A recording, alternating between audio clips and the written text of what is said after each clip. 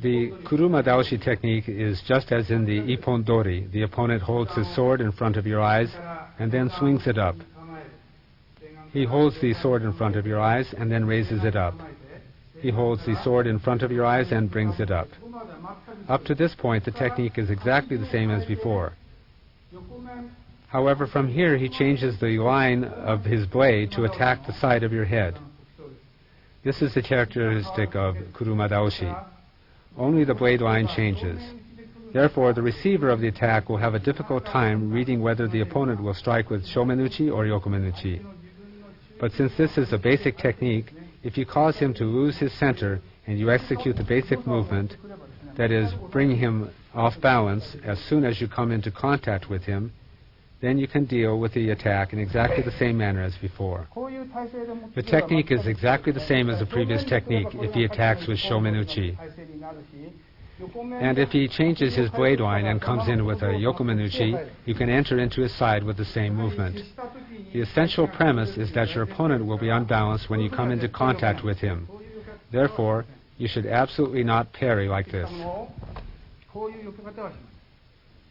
Now, with your right hand, you execute an atemi to his solar plexus.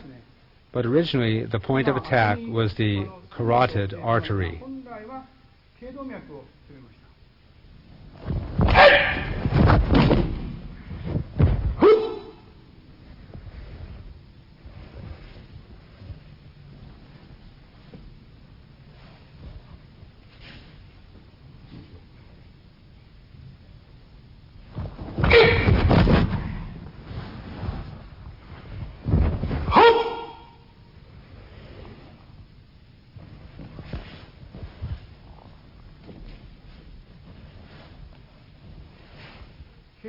Since it is dangerous to attack the carotid artery, the technique is changed to an attack on the solar plexus.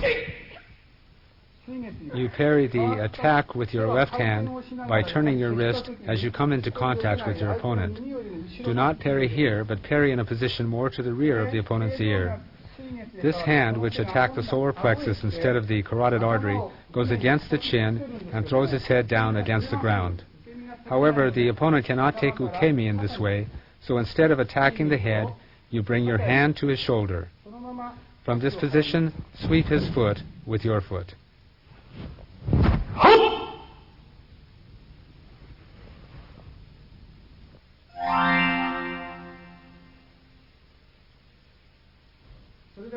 The next technique is gyaku udedori. The opponent comes to grab your lower lapel.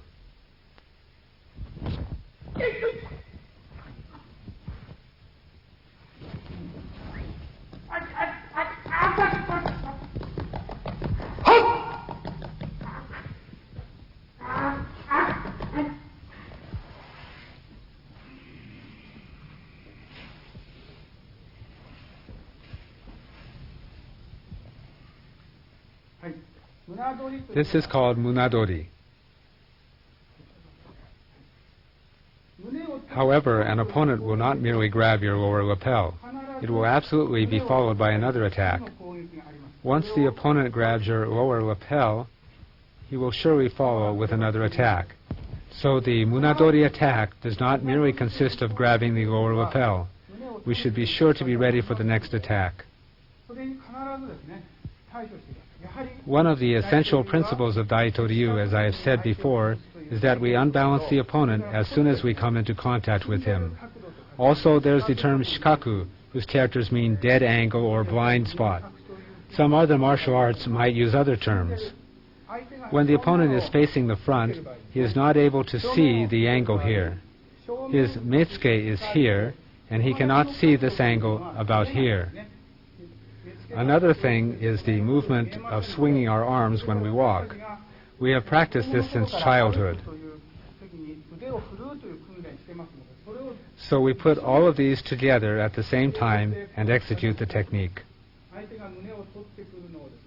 The opponent comes to grab your lower lapel. You enter into his blind angle and attack his chin with your right hand. At the same time, you punch his elbow from beneath with your left hand. You perform these movements all together. From there, you raise your arms in a big movement, keeping them straight and extending them. Then strike a blow to his middle brow with your right hand, and at the same time execute another blow to the inside of his elbow with your left hand. Your right hand applies pressure on this joint of his thumb, and your little finger controls the back of his wrist. Your left hand applies pressure against the same nerve point I described when explaining Ippon-dori. Then bring your opponent off balance down into your center at a 45-degree angle to the right. At this point, just as before, your little finger presses the opponent's pulse and your thumb presses the joint of the opponent's thumb. Apply pressure, having your palm completely attached to the opponent's hand. There is no space between the two hands.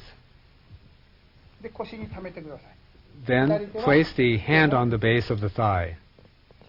The left hand is pressing the joint, the nerve point of the elbow. You are applying pressure against 2 points. Finally, just as you did with Ippon-dori, kick your opponent's side to finish.